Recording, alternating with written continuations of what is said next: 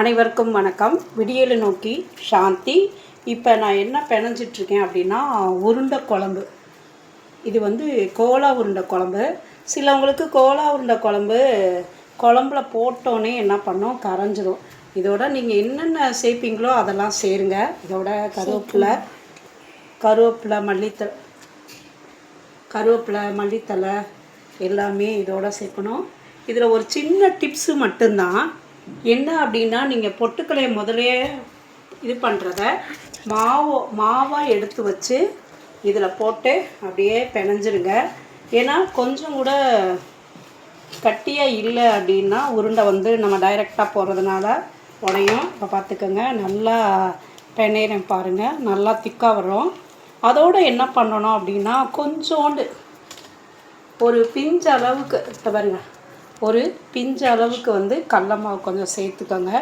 இதை போட்டு நல்லா பிணைஞ்சிருங்க. அதோட கொஞ்சம் எண்ணெய் ஊற்றியும் பிசைஞ்சிருங்க. எண்ணெய் ஊற்றி பிசைஞ்சிட்டிங்க அப்படின்னா உருண்டை சுத்தமாக உடையாது. நீங்கள் எந்த எண்ணெய் யூஸ் பண்ணாலும் பரவாயில்ல. அதை இப்போ குழம்பு கொதிச்சிட்ருக்கு, நான் அதில் தான் உருண்டையை உருட்டி போட போகிறேன். இதோட கொஞ்சம் எண்ணெயை சேர்த்துக்கோங்க. எண்ணெயை சேர்த்து உருட்டுங்க. இப்போ பார்த்தீங்களா, கையிலையும் ஒட்டாது. நல்லா இங்கே பாருங்கள், நல்லா திக்காக வந்துருச்சு பாருங்கள். இந்த மாதிரி கெட்டி பதமாக இருந்தால் தான் உருண்டை நல்லா வரும். இதை கொஞ்சோண்டு எண்ணெய் தொட்டு கொஞ்சோண்டு கையில் எண்ணெயை கொஞ்சம் சேர்த்துக்கோங்க. இதை பார்த்திங்கன்னா இங்கே பாருங்கள், சின்ன சின்ன உருண்டையாக உருட்டுறேன் பாருங்கள். இந்த மாதிரி சின்ன சின்ன உருண்டையாக எடுத்து இங்கே பாருங்கள், குழம்பு கொதிச்சிட்ருக்கு. அதில் கொஞ்சம் கொஞ்சமாக தான் போடணும். எல்லா உருண்டையுமே நீங்கள் சேர்த்து போட்டுறாதீங்க. உருட்டி வச்சுக்கிட்டு ஒரு 5 உருண்டை நல்லா கொதிக்க குழம்பு வந்தோடனே ஒரு உருண்டையாக போடுங்க.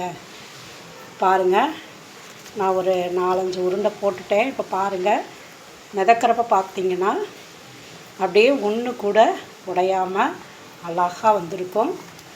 உருண்டையை போட்டுட்டு ஒரு 2 நிமிஷம் அப்படியே மூடி வச்சுருங்க. மூடி வச்சுட்டு எடுத்தீங்க அப்படின்னு பார்த்தீங்கன்னா உருண்டை ஒன்று கூட உடையாமல், இப்போ கரண்டி வச்சு எடுத்து காமிக்கிறேன் பாருங்கள்.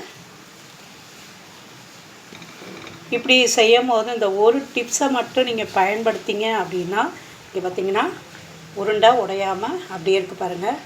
இதை ட்ரை பண்ணுங்கள். மீண்டும் ஒரு வீடியோவில் சந்திப்போம். நன்றி, வணக்கம். இப்படி கோலா உருண்டை குழம்பு செஞ்சு பார்த்துட்டு உங்கள் இதை கமெண்ட்ஸில் சொல்லுங்கள். பாய். இன்னொரு வீடியோவில் சந்திப்போம்.